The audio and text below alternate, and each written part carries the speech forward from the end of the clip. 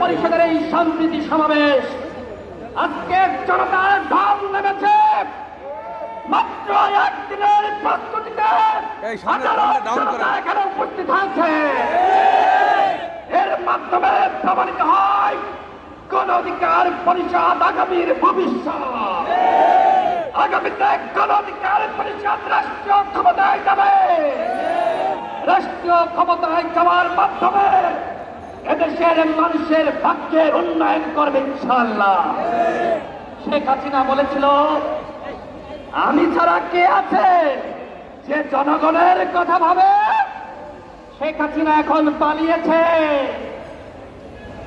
জনগণ বেঁচে নাই। আপনারা মারা গেছেন, এই শেখ হাসিনা পালিয়েছে। আপনারা কি খুশি? আপনারা কি খুশি? হাত উঁচু করে দেখান আপনারা খুশি কিনা। আপনারা দেখেন শেখ হাসিনা পালিয়েছে। আজকে জনগণ আনন্দ করছে, আজকে জনগণ খুশিতে আত্মহারা। আজকে এলাকায় এলাকায় পাড়া মহল্লায় মহল্লায় আজকে মিষ্টি বিতরণ করা হয়েছে। শেখ হাসিনা তোমার রক্ষা হবে না। তুমি যেখানেই পালিয়ে যাও না কেন, বাংলাদেশের জনগণ তোমাকে দেশে ফিরিয়ে এনে তোমার ফাঁসি নিশ্চিত করবে। শেখ হাসিনাকে ফাঁসি দিতে হবে, কারণ সে আইনাঘাত সৃষ্টি করেছে। সে হাজারো মানুষকে হত্যা করেছে, হাজারো মানুষকে গুম করেছে, বাংলাদেশকে রাজনীতি শূন্য করেছে। কিন্তু আজকে দেশের জনগণ আওয়ামী লীগকে রাজনীতি শূন্য করে দিয়েছে। আওয়ামী লীগের নেতা কর্মীরা আপনাদের উদ্দেশ্যে বলতে চাই, আপনারা কেন আজকে এই ষড়যন্ত্রের পথ বেছে নিয়েছিলেন?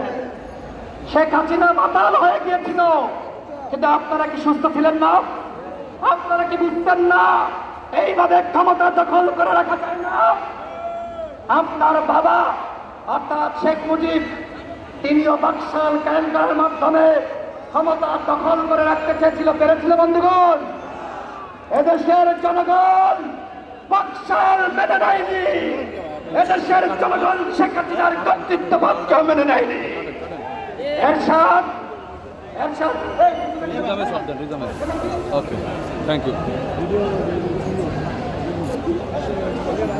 এরশাদ 9 বছর ক্ষমতায় ছিল, 9 বছর ক্ষমতায় ছিল।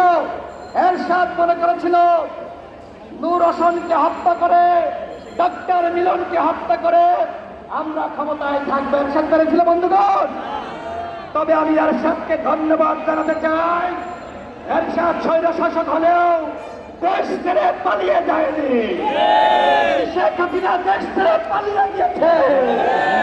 তিনি বলেছিলেন, আমি বঙ্গবন্ধুর কন্যা, আমি দেশ ছেড়ে পালিয়ে যাব না। এই কথা বলার 2 দিন পরেই তিনি হেলিকপ্টারে করে তার দাদাবাবুদের দেশ ওই মোদির দেশে পালিয়ে গিয়েছে। নরেন্দ্র মোদীকে বলতে চাই, শেখ হাসিনাকে অনতিবিলম্বে বাংলাদেশে ফেরত পাঠাবেন, অন্যথায় বাংলাদেশে আজকে ইন্ডিয়ান আধিপত্যের বিরুদ্ধে যে সংগ্রাম শুরু হয়েছিল, এই সংগ্রামকে আরো জোরদার করা হবে। বন্ধুগণ, আপনারা দেখেছেন এতদিন ভারতীয় আগ্রাসনের বিরুদ্ধে সংগ্রাম করেছি, প্রতিবাদ করেছি, ভারতীয় পণ্য বর্জন করেছি। শেখ হাসিনার যাতে পতন ত্বরান্বিত হয়। আজকে শেখ হাসিনার পতন ত্বরান্বিত হয়েছে, কোন আন্তর্জাতিক শক্তি আমাদেরকে সহযোগিতা করে নাই। এদেশের জনগণের শক্তিতে গণবিপ্লব, গণঅভ্যুত্থানের মাধ্যমে শেখ হাসিনার পতন নিশ্চিত হয়েছে। আমি ধন্যবাদ জানাতে চাই সেনাবাহিনীকে, আমি ধন্যবাদ জানাতে চাই পুলিশ বাহিনীকে, আমি ধন্যবাদ জানাতে চাই সশস্ত্র বাহিনীকে। তারা এসে বলেছিল, আপনি যেভাবে গুম করে, খুন করে, রক্তের গঙ্গা বয়ে আপনি ক্ষমতায় থাকতে চান, আমরা আপনার পাশে আর নাই। প্রশাসনের শুভবুদ্ধির উদয় হয়েছিল, আমরা প্রশাসনকে ধন্যবাদ জানাতে চাই। একই সাথে বলতে চাই, যেমনি ভাবে আমরা দেখেছি পুলিশ প্রশাসন থেকে শুরু করে সমস্ত সমস্ত রাষ্ট্রযন্ত্রে দলীয়করণ করা হয়েছিল, এই দলীয়করণ আমাদেরকে এখন ভাঙতে হবে। যারা আওয়ামী লীগের আমলে সুবিধা ভোগ করেছে, যাদেরকে আওয়ামী লীগের আমলে বিভিন্ন অবৈধভাবে প্রমোশন দেওয়া হয়েছে, তাদেরকে চাকরিচ্যুত করতে হবে। আজকে অন্তর্বর্তীকালীন সরকারের শপথ হয়েছে। গতকাল গণ অধিকার পরিষদের পক্ষ থেকে আমরা সেই শপথ অনুষ্ঠানে গিয়েছিলাম। আমাদের দুঃখ লেগেছে, অন্তর্বর্তীকালীন সরকার কত সময়ের জন্য বাংলাদেশকে শাসন করবে, ক্ষমতায় থাকবে, সেটি তারা বলে নাই।